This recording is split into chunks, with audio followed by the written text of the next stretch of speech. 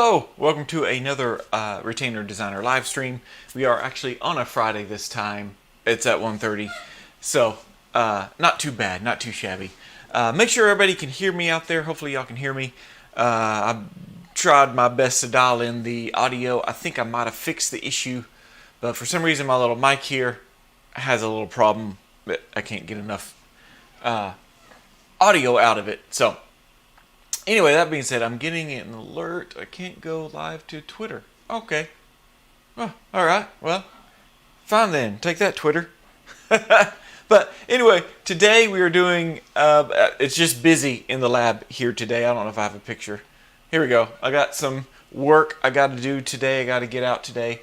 And it is not going to be fun. But I did have one scheduled, and it's behind me back there. I was going to go over the CDT exam. For those that are interested in getting your CDT, I plan on creating a CDT exam course. So I was going to do my first one where I was going to actually make one of the CDT exam models, which is this one right here. So that's what I was going to do. But I thought, well, I'm really busy. So I need to do some more. I need to get some work done today. So maybe I'll do this weekend. It's mainly for my Patreon. If y'all aren't familiar, there's a link below. I do have a Patreon account. And that's where I'm going to post most of my videos that I create. That's going to go into the online course. So I'm still building the online course, but I'm producing the videos. So I'll dump the videos into Patreon. And that CDT exam came from one of my Patreon members. Thank you so much for supporting me. So I was going to produce a video and start talking about CDT exam. If y'all are not familiar with that, the CDT exam is Certified Dental Technician. In most states, it's a voluntary certification you can get to kind of prove you know what you're doing. And it's a pretty hard exam for a lot of people. So I think I could probably help some people out there that are going to take it. But today we're just going to be doing some wire bending, some talking. So get your questions ready. They could be about the CDT exam too if you want. So let me. So it's not too boring here. Let me get some background music going. There we go. All right. So get some funky background music. I will be going over some, just some basic hollies that I have over here. They are, I think two of them are going to have soldered C's, so we'll be doing some soldered C's. I think I have a pretty good shot of my pulse arc welder there, so we'll see if we can get that in there. Right now I'm finishing up this, which is a lower holly with a 4-4 labial bow, and I have been super excited. I finally found a brand new Papermate pen. If y'all know me, I have been trying to find one of those, and that's what I like to use to mark my wire. Now I do have this. This is also pretty much a standard, a white peel China marker. It does a pretty good job. It actually shows up a lot better than my black marker does, my felt tip. Now I do like the felt tip because I can wipe off that mark so it doesn't permanently stay on there. I've seen some people use permanent marker, but then you get little permanent black marks. Not as easy to wipe off. But here's an example of me doing this.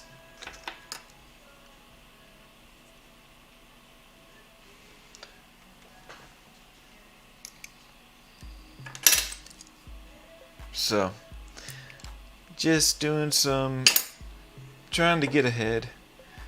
So if you're out there watching, let me know where you're tuning in from. I always like to hear what country. Get a lot of out of the country, out of the United States people watching every week, which is really neat.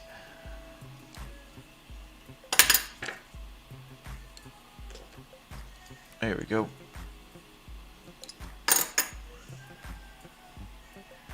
I got a mouse here. I need to learn to use my mouse. There we go. Lori! Smiley on the Band-Aid. You saw that. I was wondering who was going to be the first one to see that. Yeah. I had a Band-Aid on my finger. I thought, you know what? I wonder if anybody's going to see this. I came very close to using one of my daughter's unicorn Band-Aids. Let's see if y'all definitely would have noticed that. But it was the last one, and I did not want. I think she would be sad if I took her last unicorn Band-Aid. So I had to use a basic one. Anyway, yeah. Thought I'd keep it fun and exciting today with a smiley face on my Band-Aid.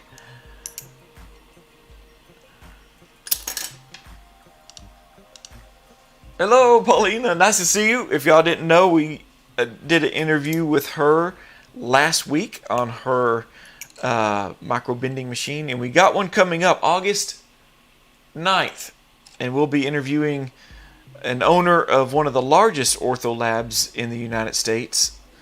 I think they got 5 labs across the United States, ortho labs, and interview with him, who has 2 or 3 wire bending machines. You'll have to remind me, Pauline, I'm not sure. And then another one, a one-man show in California who has a wire bending machine. I'm just gonna be interesting to see the different applications they use the wire bending machine for. So nice to see you here. But right now I am bending wires manually.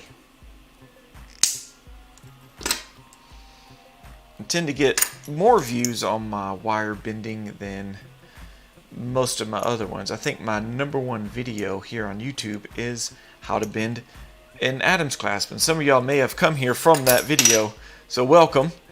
If y'all don't know, my name is Cade. My wife and I own a small little ortho lab here in Texas. Just me and her. Now my 18-year-old son, he helps out. He does my 3D models, 3D printing. Both my sons do, actually. One's 18, one's 14. And actually one was in here just this morning and getting a print going. So y'all might be able to hear the printer going on in the background. We are in a little, what was a brand new shed. Well, pretty much one of those sheds that they make tiny houses out of. And that's what we're in right now. That's my area out here. So all this, it's only like a 15 by 13, sorry, 15 by 36. So it's not very big, and we have a full, complete ortho lab. Actually, I just posted not too long ago on the Patreon account. I did a walkthrough of the lab, and I do have a live stream where I went over the construction of it. For those that are interested in building your own ortho lab.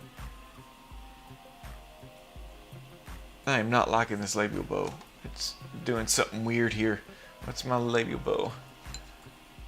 Aldo Lopez, hello from Mexico, Tijuana, Mexico. Very cool. And Pauline is from Florida. And Lori, I forget where you're from, Lori. You'll have to remind me.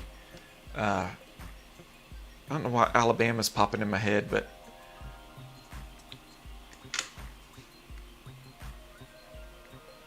yeah, I'm trying to get this to seat down better. So I got too much space right here. Can you see that?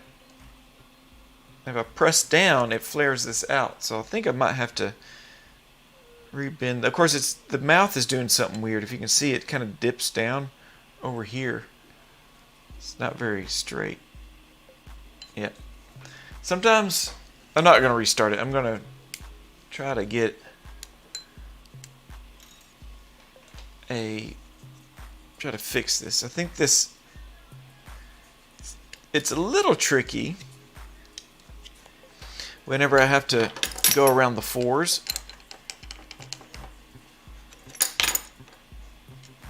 Actually, holy cow, I did not see this. Look how far away that is. Look how much acrylic I have to cover that. Look at that. Oh my goodness.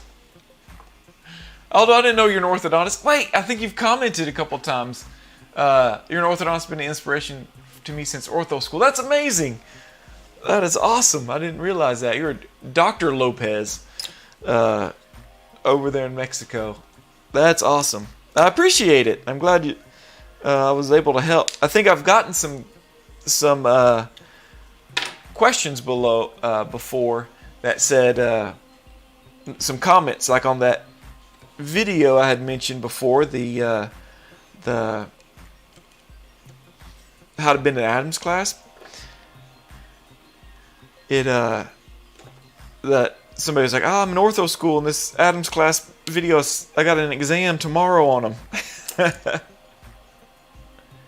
Hopefully, I guess, I don't know, did you go to ortho school in Mexico? Or did you go here in the States?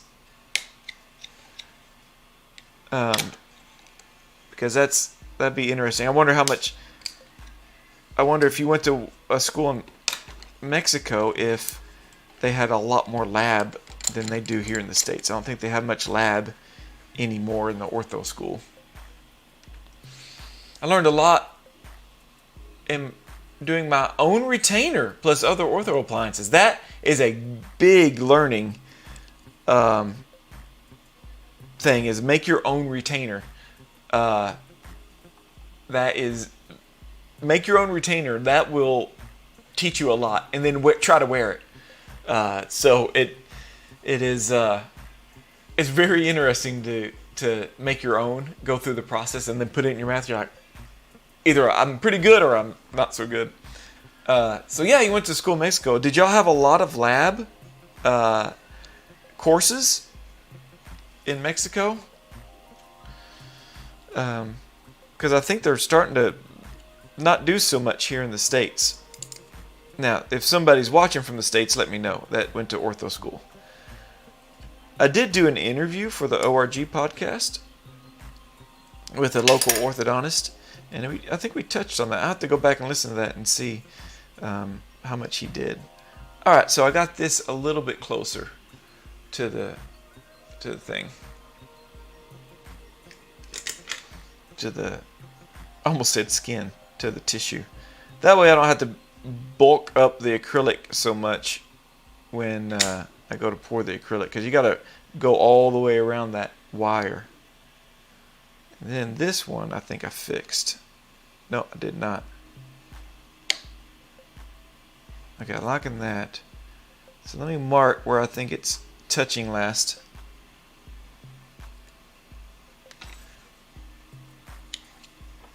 My wife has the radio going in the other room. I don't think she knows it. She's probably trying to listen to the radio in the house. She tends to disappear when I go live streaming. She thinks I'm going to pull her in on the live stream. There we go. Okay, that looks better. That looks better. Sometimes you just got to take it off and do a couple adjustment bends, and then we're all good.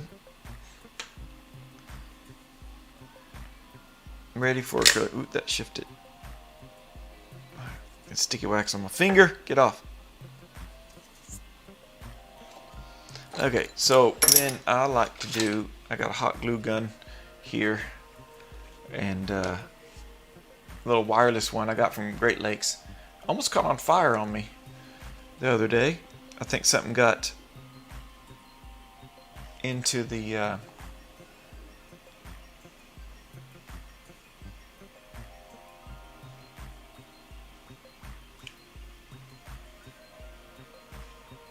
there we go. So I like to put like a dam. So whenever I do this is going to have labial acrylic. So whenever I do the labial acrylic, it doesn't spill over. It gives me a nice clean, because I can just peel this off after I get it out of the pressure pot, and it gives me a nice clean line to get a knife under to get this off, because not only is sometimes it's hard to get retainers off of a 3D printed model, sometimes it's hard to get especially with labial acrylic. So I'm gonna put this in my pan here, set it over here, and work on the next one. I gotta get this painted.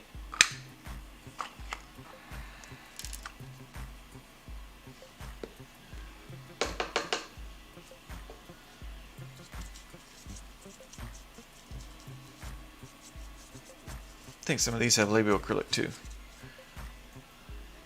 Let me go ahead and paint these while I'm at it. The rest are uppers, I just realized that.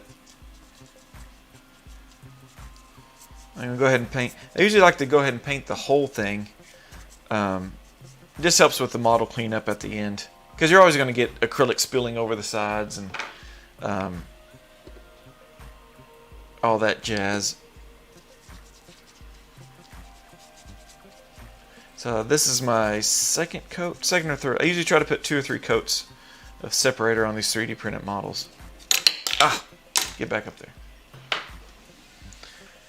Oh, because of you, I got to know JBC and Company acrylics. All those acrylic, and oh, you can't see them. They're behind there. There, I got my monomers behind there. Definitely the tinted clear monomer, the splint acrylic, is the way to go. Yes, yeah. That makes.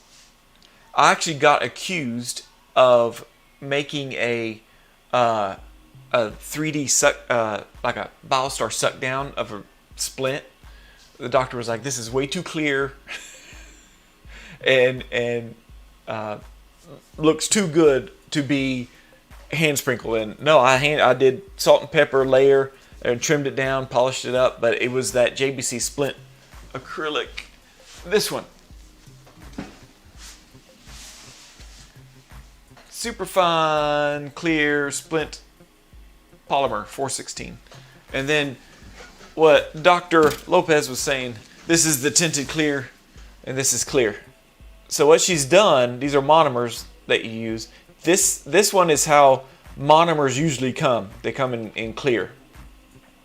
And then this one is the tinted clear, because regular monomers will slightly yellow over time. So she's taken the opposite. If you look at the color wheel and you look at yellow, the opposite's like purple or violet. So she's taken violet and mixed in there, and that counteracts the yellow, which then makes it perfectly clear, which is really neat. You can make your own tinted clear, and you can actually ask Priscilla over at JBC, and she'll let you know,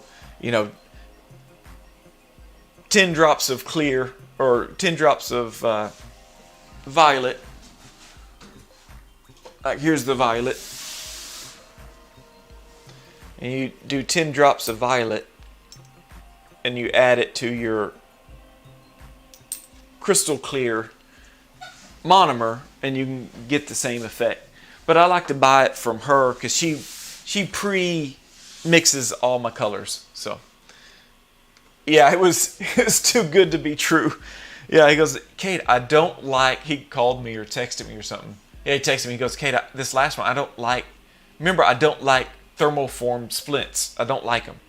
And this looks like a thermoformed splint. I was like, no, that was salt and pepper. I did that. Yes, that is something that I have forgotten about because that's all I use. The smell of her acrylics is way better. She adds something into her acrylics that make it smell better. So if you go into an Ortho Lab, it smells like people getting their nails done.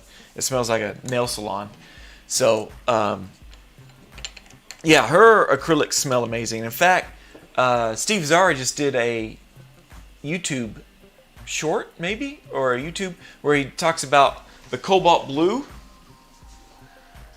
which is this, and it's like one of the best blue monomers out there. I mean, this is how the retainer comes out, is that blue liquid. It doesn't change in the pressure pot. But he goes, at the end he goes, and the smell's amazing. And I forgot how good the monomer smells. I don't know, she uses some sort of soap or detergent or something there just to help with the smell. Because if y'all use any others, like Great Lakes or something, or Jet Lang, those that use Jet Lang acrylic out there, let me know. That is some strong smelling stuff out there. Do you personally recommend keeping monomer bottles inside a refrigerator? Yes, during summer months. If you are working in a warm environment, right now it stays pretty consistent in here. I got a mini split unit that I use for my... Oh, that's weird. Sorry, I got distracted. I use a mini split for my AC, but if you need extra time doing your splint, you know, put your monomer in the refrigerator, let it get cold, and then that gives you more time to mess with the acrylic. It will not set up as fast. So that's just a little tip that I learned in school, to refrigerate your monomer, especially on hot days. But if you're going to be doing a real thick acrylic, a real thick acrylic or something, then yeah, I would put it in the refrigerator. Like a thick acrylic that will start setting up too fast for you, then I'll put it in the fridge. So yeah. Alright, oh, I need to read the instructions on this. Some of these are different. So what I'm doing is I'm looking at the name on the model, and the case pan number is 159. It's the one on the bottom. Good thing I read it. Okay, so it's just a basic Holley with C-clasp, soldered C-clasp. Except I'm going to weld them with this thing. So, paint. Hopefully I can get a good shot. Steve and I were talking about laser. He's got one laser welder and he's got a pulse arc welder, and I just have a pulse arc welder, and he actually uses both, which was really amazing that he uses both. And he so it was last Wednesday, so check the live streams last Wednesday, and my not interview with him, it's just me and him bending wire and talking. And he said one of the things is he can't ever get a good shot of the actual welding process, because we look through binoculars, or not binocular, what am I trying? Microscope, and actual eyepiece. And he was saying you just can't get a good shot of it. I'm sure. I keep meaning to contact. So I have a Lampert Puck D5, and it just does not have a way of capturing the... Obviously I can't bend wires and talk at the same time. It doesn't have a way of capturing a video feed from the microscope. Did I bend that in the right spot? Yeah, I think I did.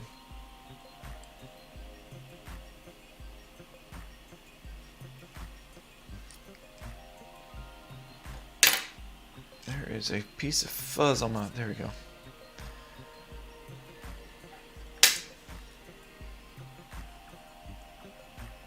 Do you laser weld? I don't. What I have is this thing, and it's a puck.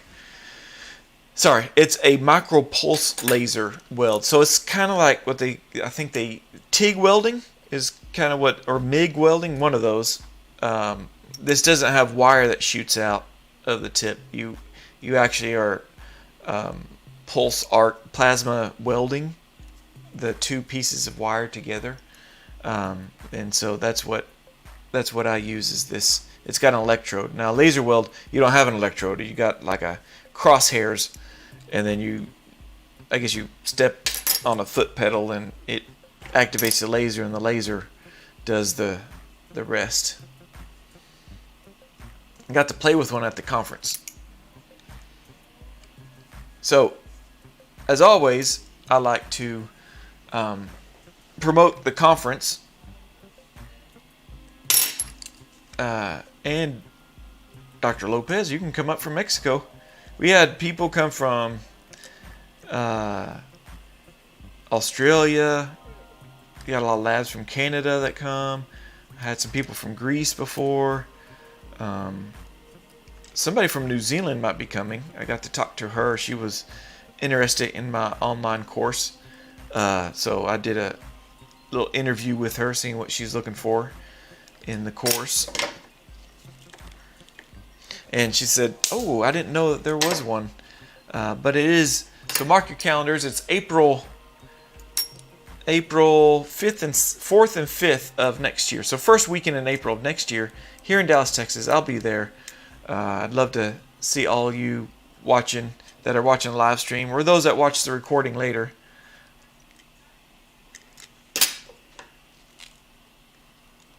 I have not checked the level of this labial bow yet. Yeah, so I don't laser weld, I pulse arc weld. Do you recommend using a turret for the bowl? Yes. If you have one and you use it, I know Steve Zara uses one. In fact, he's had some custom ones made before. I think he could make some money if he could have someone, he could sell those on his channel. But I don't have one. I've seen them whenever I first started in this business, a turret, but I never, like they were rolling around in the drawer at the orthodontic office I was assisting at, and I had no idea what that was for. I had to ask the orthodontist, and he's like, "Oh yeah, you use it to make curves in the labial bow." But some reason I just make my arch with my hands, and it's just a little skill thing. I'll show you in a second. Let me get this wax down. I'll show you how I do my bows without a turret. But yeah, I would recommend one if you want to use one. It gives you pretty consistent results, I think. And that's making this curve right here is what he's asking, AA. So, am I level? I am not. This has labial acrylic, so I got to make sure it's level before I do that. Where can I get more info? What info are you looking for? Exactly. I got a little distracted talking about stuff. So just let me know what info you're talking about.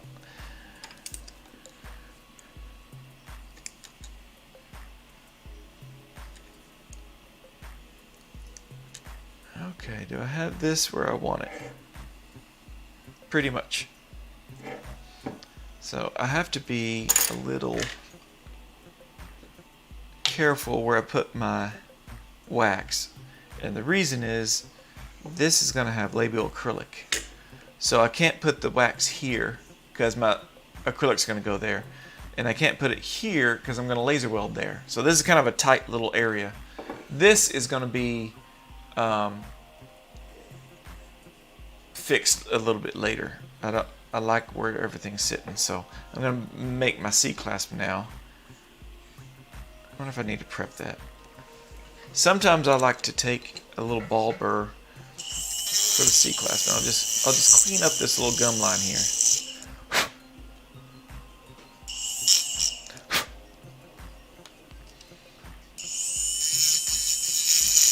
That way my wire sits nice on that ledge I just created. Makes it easier to bend, and and engages the undercuts a little bit. So hopefully in the mouth it'll just snap into the mouth. On the April event, okay, yeah. Let me get a link for you going. It is still early, so I've created this web page for the ORG. So it's the ORG, the Orthodontic Resource Group, and we put on an annual conference every year, and it's 2 full days of Ortho Lab education. They have been working very hard and getting some good speakers in there. One is Arlen from Specialty Appliance. I think he's going to be speaking. I don't know if So many of you might know Specialty Appliance. We've been meaning to drag him into speaking for us for a while.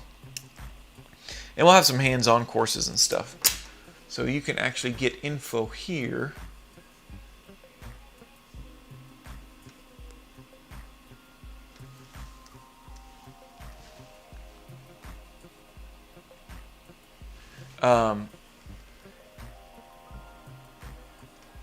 It is Orthodontic Resource Group. Let me see if I can put this in the copy. And I'm going to paste it into the comments.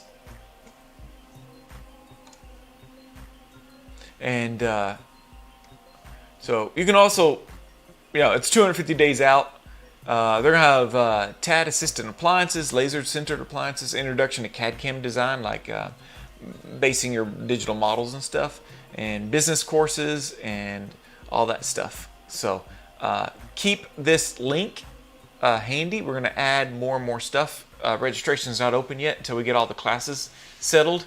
So you can see all the courses we're going to have. Usually we have 3 classrooms going on at the same time, and we'll have like a business track and like a 101. Like last year we had wire bending 101, and we had SX 101, and then we had a Mara class for Mara. That was what I heard was very good. I didn't get to attend it. I was a little busy, but anyway, that is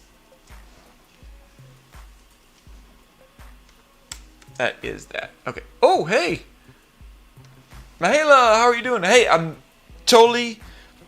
realized I ended the stream without talking about what you were talking about.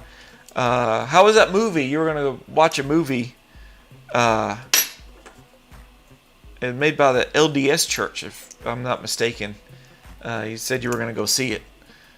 So if y'all didn't know this, but she had commented on the live stream, and that live stream we were interviewing a couple people on it last Friday, and man, I got so distracted with that, I forgot to mention. She asked if I read her comments, and I did. So it was a movie she was going to go watch.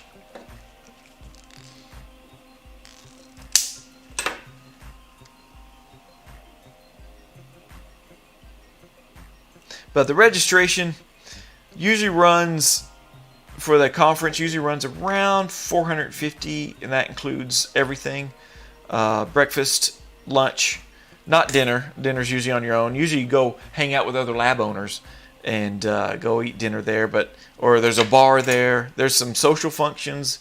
Every year we do a cornhole, if y'all have ever played that. It's the beanie bags, and you try to throw it into a thing. We do that in the middle of the hotel. And we got a cash bar and stuff. It's really cool to just hang out. So that's both days, as many classes you want to attend. Plus, we usually record a lot of them, and you get access to those recordings afterwards.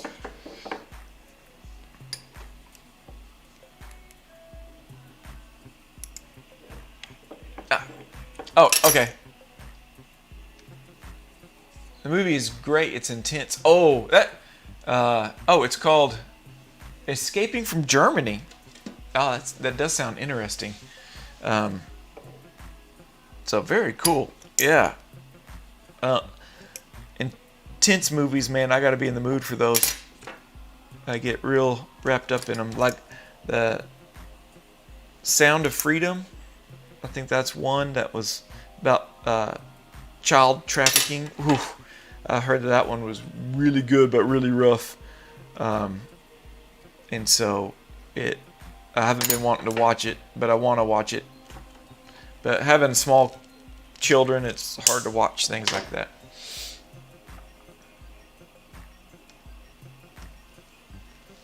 My sister's death anniversary is July 30th. Oh my gosh. Is it 1 year? Mahela, I know. I hate to hear that. I'm sorry to hear that. I know my dad's death.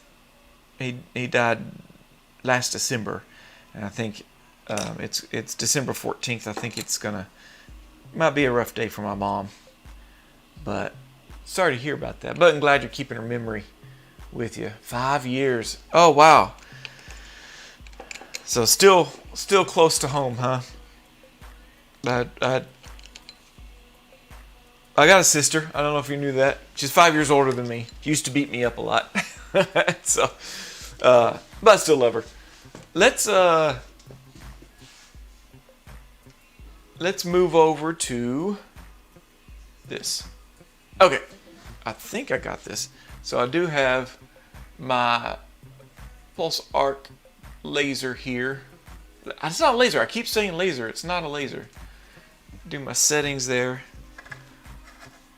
And if I don't stop hitting I need to change out the tip. That's the one bad thing about this is changing out the tip. This electrode. There we go. Both sides are sharpened, but using a nicely fresh sharpened electrode solves a lot of your problems. Where did it go? I just shoved it in there more. Come on now.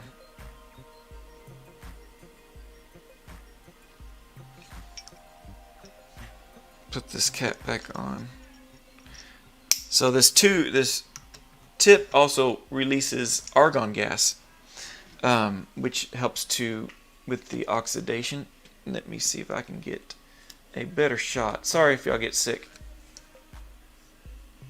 There we go.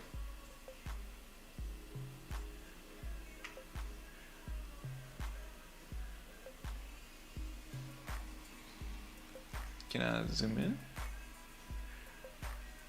I'm using a wireless video feed here, so I don't know how well this is going to come out in the live stream. So I'm just going to touch my grounding wire here and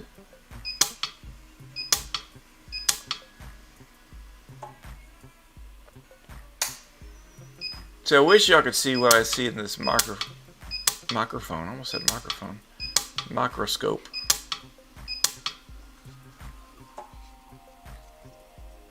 Now, one of the things that Steve Czar and I talked about was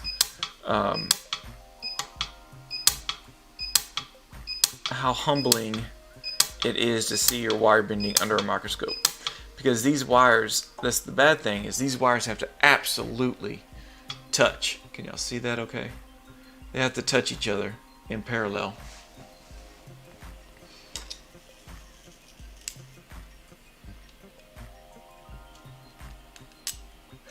So what I'm doing now is I'm pulling it off the model, cleaning up. You see why I like to use sticky wax, because once it's cool it just fractures off. It holds it really strong, the wires on there, so it takes a little bit of muscle, I don't know why I'm saying that, a little bit of work to get it to fracture off, but once it does, it releases pretty cleanly. Alright, so back under the microscope. Let's do the back side.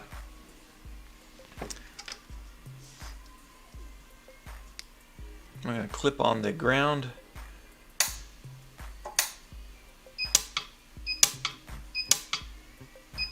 Usually once you get it going, you get that very first tack where you can see it spanning across the two wires. A little puddle of metal. You can just work off of that. But getting that very first initial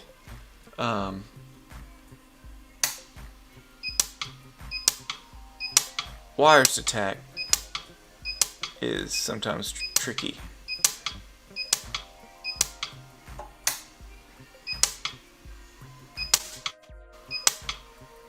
So my tips for this: if you're having a hard time pulse arc welding, number one, make sure your electrode is sharp. Number two, make sure your wires are actually touching. And that's it. Those are my tips.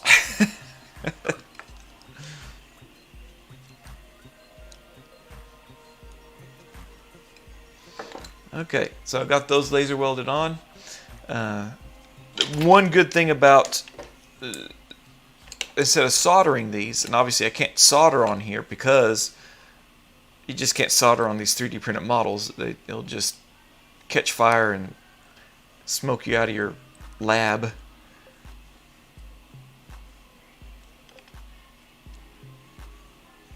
There we go. So I'm just readapting. But the good thing about laser welding is you could laser weld when the acrylic's done. So you can actually finish this whole thing. And there are some labs that do that. They'll finish the whole appliance, send it back, and they'll add these at the last minute, which is nice to do because you won't catch your acrylic on fire by trying to solder afterwards. So if you were soldering, you actually would have to, you don't have any choice. You have to solder before you do the acrylic, and hopefully you don't ruin the model for the acrylic. Okay, so I'm going to get my tiny pliers here, 3 prongs. See how much this is flared out? I don't like that. So I'm going to just sneak my little pliers under here and snug that down closer to the pallet. Otherwise,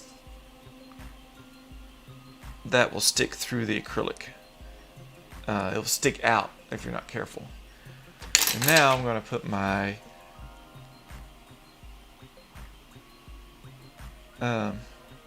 stuff. I used to use, like, you can get colored hot glue.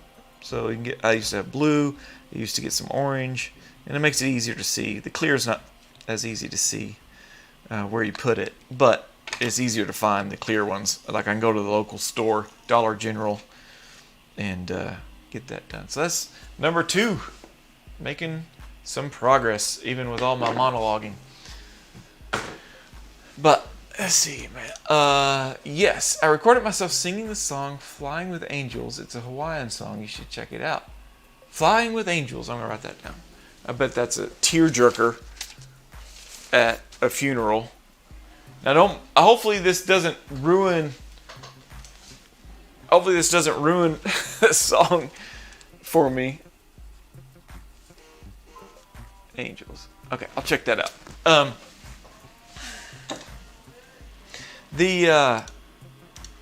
the reason I say hopefully it doesn't ruin the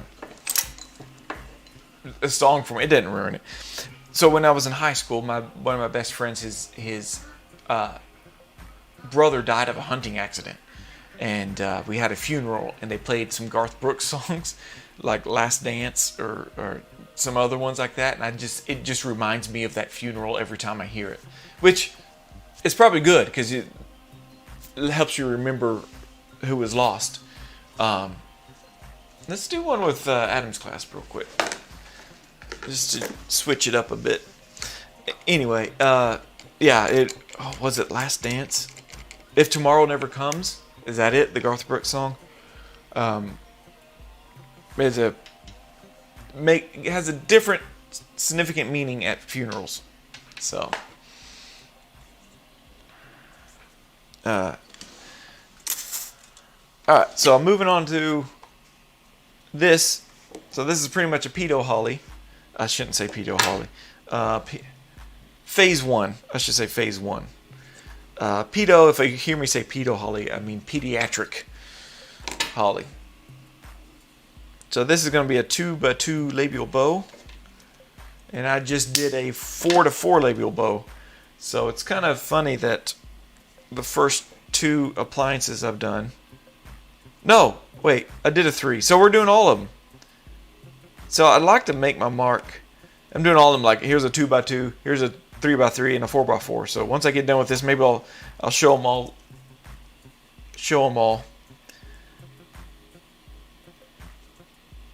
So I make my bend like so. Here's like half the tooth, right? I'd like to make my bend just mesial of that half, and then I'll use my loop, the small loop on that, and I give it a couple millimeters of space like this. So I'm using this smaller barrel instead of this one. This one I'll use for regular loops that go over canines and bicuspids. This one I'll do for these types, these 2-to-2 labial bows. So it's kind of a skinny loop.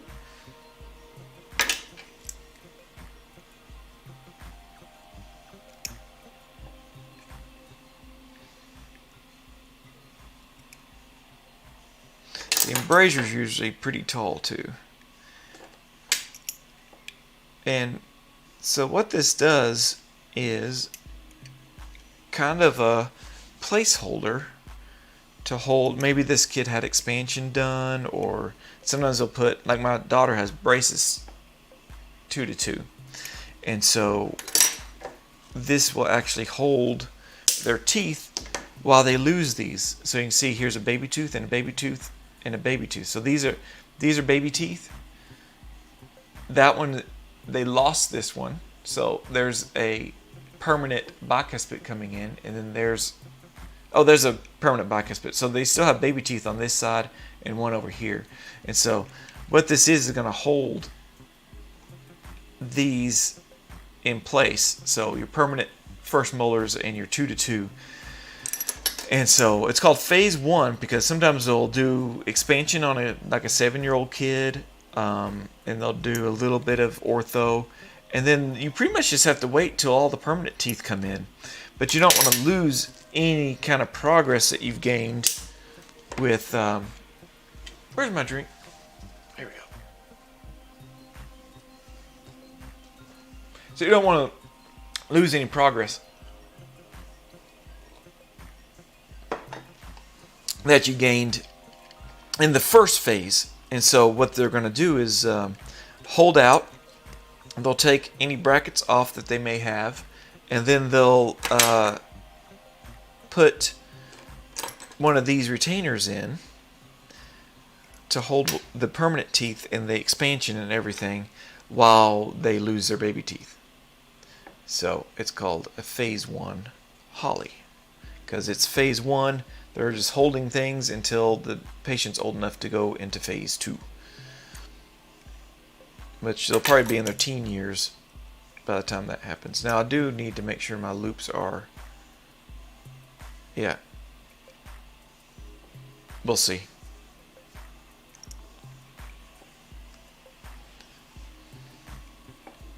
My smiley face is rubbing off.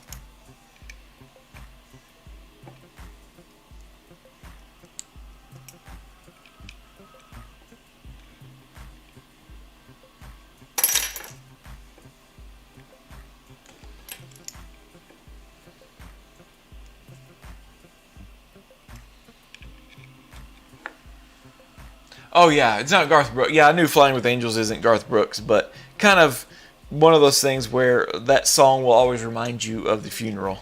Yeah, type in Flying with Angels, Memory of My Sister Sandy when you get a chance. Oh, I will. Sister Sandy. So you recorded it and uploaded it to YouTube, I guess. That's cool. I get to actually hear you sing. I am not a singer, that is true. Yeah, they are going to have to go through phase 2 when they lose all their teeth. Yes. Yeah, so they can't put really brackets on these baby teeth because they'll just eventually lose those baby teeth. They really want to make sure. So phase 1, they usually are making sure the kid has enough space for the permanent teeth that are going to be coming in.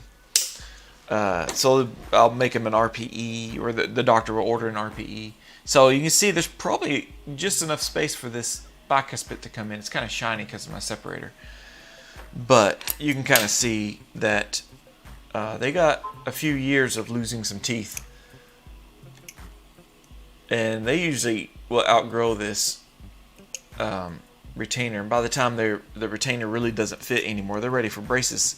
And the second round, the phase 2 braces, usually doesn't last as long as if someone was coming in for the first time to get braces and they have all their permanent teeth in. And that was me. I was in my teens before I got, I think I was a freshman in high school before I had braces. So that, it definitely takes a lot longer. Especially, it is really good to get your kids in. I think it's like 7 years old to see an orthodontist. And I would see an orthodontist instead of a general dentist. Although I'm sure there are great general dentists out there that do ortho. But these doctors, these orthodontists went through like their maxillofacial residence. They've done extra schooling just for learning growth patterns of kids and stuff. I heard someone come in. Sorry. Yeah, I mentioned that on the live stream. The radio is going. It wasn't supposed to be. I turned it on. It just came on suddenly. Huh? It came on suddenly, like right as I went live. Hopefully the live stream doesn't hear it and I don't get copyright struck. So it's probably good I'm playing a little music in the background. Sometimes I wonder if it'd just be better if I just went live, bent wires, played some pretty good copyright-free music.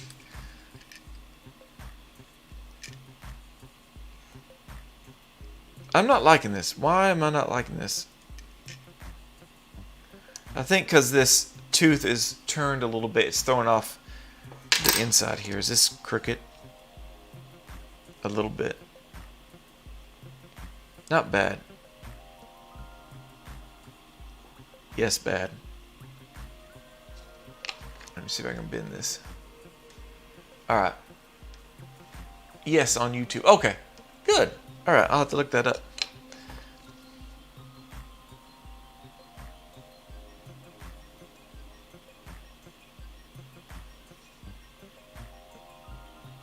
There is some discovery. That's a weird word. Why'd I say that? Discussion on, should you touch the teeth? So they're trying to get these teeth to lose these teeth, and if I'm touching them, it may take them longer to, fall out. And it probably depends on how much. Now, what the doctors will usually do, or they'll sometimes ask me to do, is cut some of the acrylic away from the baby teeth. That way, there's nothing really preventing them from getting loose and falling out. Because these kids are going to be Oh, that's longer now. What is wrong with me? At least it's getting a little more level. Sometimes I have a hard time with that part.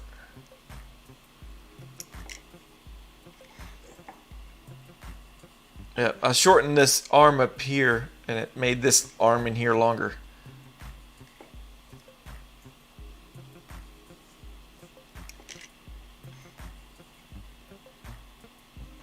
Look how much longer that one is. It just looks silly.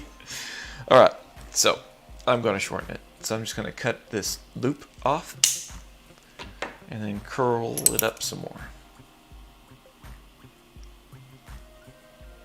I guess if you're doing like zigzags or something, there we go. A little bit better. Let me go ahead and wax this down. I think if I'm a little off, I can make some adjustments. There's some adjustments you can make whenever the acrylic's on here that are easier to adjust, when you got a good handle on the, easier to adjust with the acrylic on. Yeah, see, now that looks weird. I think it's just the teeth are crooked.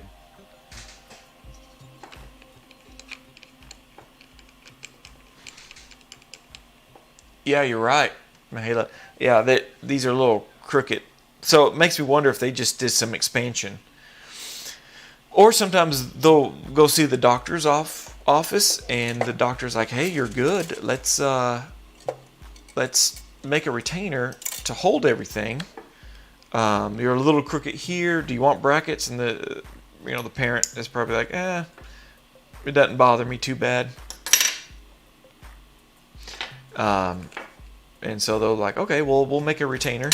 And some of these doctors, depending on their skill level, they could probably take this retainer and straighten these teeth a little bit by removing some acrylic on the inside, adding some pressure on the other side, just to kind of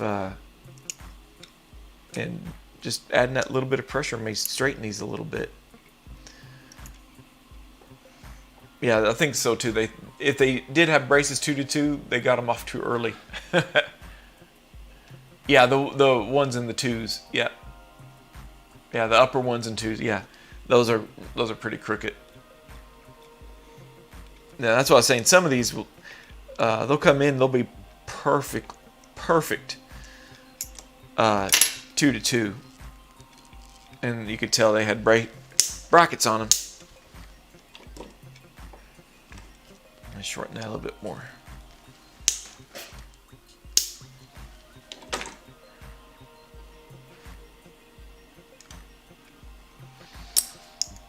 All right. Put my little anchor tags in here.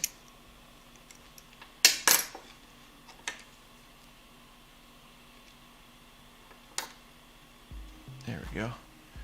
Let's put some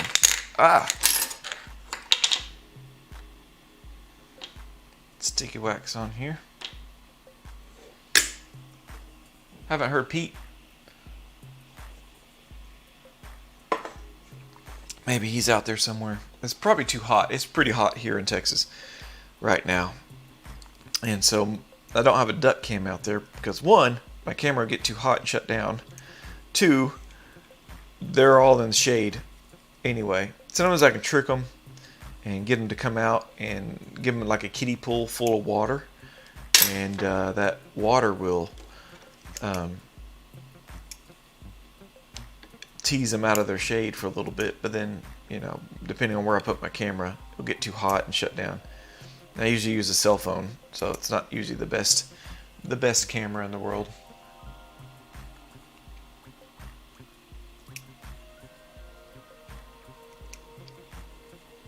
So yeah, I am using a preformed. I went for probably 6 months without using preform. And I decided, you know what, I'm gonna save myself a little bit of bending hassle, and buy some preformed Adams clasp. You can shave off pretty good amount of seconds if it works out perfect. Sometimes you still have to, you know, bend a custom. It's a huge, you know, molar, and they make the sizes of the Adams clasp like size 5 all the way up to 10, and I only carry 7, 8, and 9 because usually 8s are the human average of the tooth. So if I need a size 10, I'll just bend it by hand. So it's always good to bend it by hand. There is a live stream. If you'll go back in my library, there's a live stream of bending Adams clasp, and I did a timing thing live, which is faster, custom bend or pre-bent. I think the pre-bent was just barely a little faster.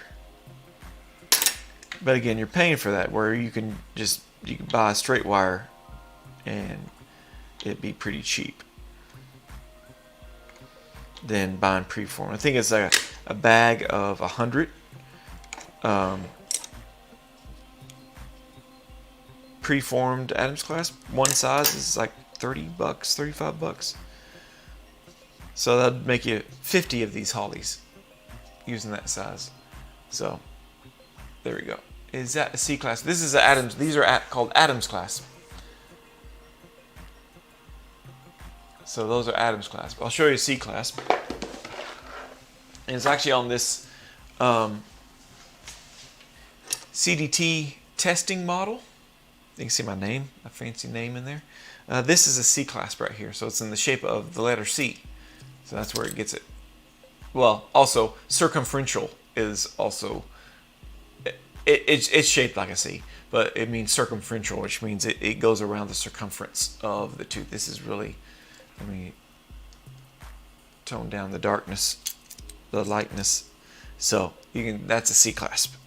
It enters into the acrylic in just one area, where the Adams clasp it enters in mesial distal.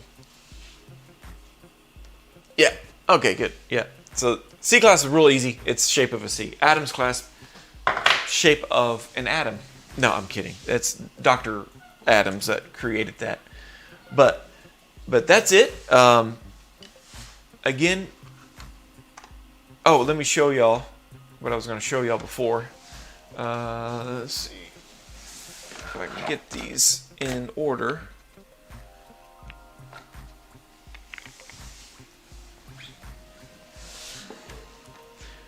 So it just so happened that we did a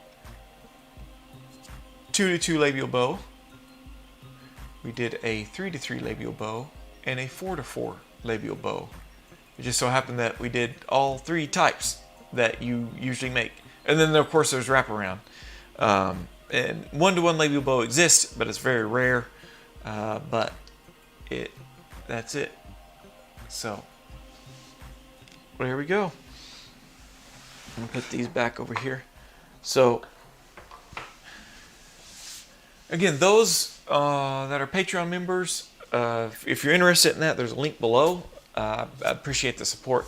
I should be shooting a video on the CDT exam, kind of an introduction, and then bending one of the appliances.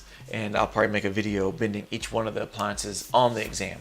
So if you're interested in that, you can sign up below. But I do have free membership down there too, and you get access to some stuff. The latest post I did, I've done some interviews, and the biggest thing that people are interested in learning from me is how to open up your own Ortho Lab. So I do have my start of that also. Let me see if I can share this with you. This tab over here. I've started a database. So this is my database of everything in my lab. It's not everything. It's not. There's Pete. Now Pete's showing up. So this is everything in my lab. I'm trying my best to give you every information you need. And I'm going to try to get it to where you can actually put check boxes next to it, and it can print out a list of things you would need. And I'll even put in there like necessity for opening, optional for opening. So this actually started whenever I opened up my own lab in 2018. I reopened it.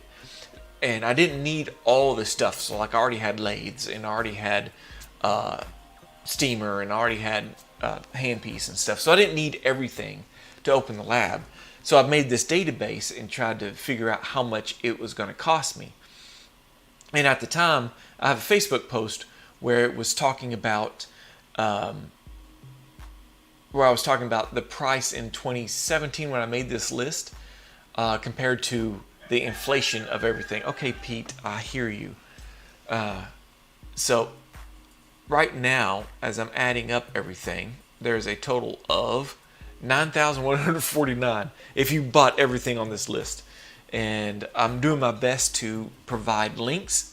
So let's say you want a plaster trap, and I got it from Great Lakes is one company. You can get it from Benco, but here's a link.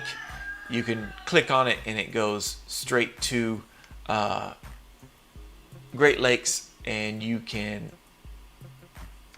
order it straight from there. So you can kind of see the prices, and I'll try to update the prices as I go. But for those that are interested in opening up your own Ortho Lab, check out my Patreon. I'm going to start it'll give you a link to this this database, and you can go in there and find everything that I have in my lab, and also some optional stuff. And keep updated, because keep tuning back, because I'm going to be updating it as I go. So hopefully that helps some of y'all that are interested in opening up your own Ortho Lab in the future. Okay, Dr. Lopez. Oh, quick question. A patient of mine is asking if he can do a vacuum retainer with fake gemstones on the interior teeth. How can I do that? Okay, I've done this before. And I've actually made an Essex, and I've put diamonds. The patient actually sent me real diamonds and made me nervous. And if you check out my shorts on my channel, I think I might have a video of how I did it. But I used regular clear acrylic. So I did the suck down on the front of the teeth. So let's say I have the suck down on here. I scuffed up, with a Scotch-Brite burr the front of the plastic, and then I mixed up some clear polymer monomer, some splint, and I put it in between like the two teeth, and then I placed those diamonds in there, and I made sure the acrylic went around here's the diamond shape. I made sure the edges, my fingertips, went around the edges of the diamonds to keep them in. So I have had to remake it a few times, but they keep sending me real diamonds to put in there. But there are some, I don't know if I still have it or not. I did get this glue, bonding resin. I think they make some actual things that will stick to plastic.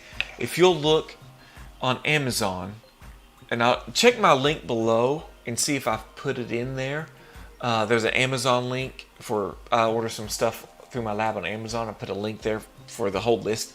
Check that. Sometimes I think there's fake gems that people can buy and then glue to their front teeth. I don't recommend that. So it's good you put a clear Essex retainer, glue it to the Essex retainer, and you can do that.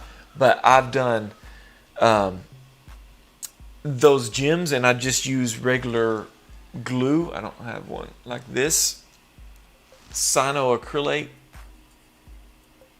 regular set, and just kind of that's dental super glue, and I just glued them to the front. I've done it with brackets too, so I've made it clear Essex retainers, and I've just glued brackets onto the front because the kids still wanted to wear the retainers for some reason.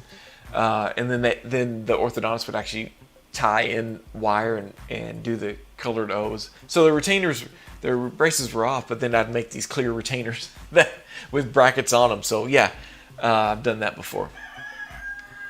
The patient wants some bling bling on her teeth. I'm telling you, this was for somebody that was in Las Vegas. So no telling where they worked, but they had 3 real diamonds in between the front teeth on their Essex. And so, yeah, I got a weird shipment one day from India, of all places. It's straight from India, and it was that patient bought $700 something worth of tiny little diamonds, sent it to my lab, and I put them in their retainer.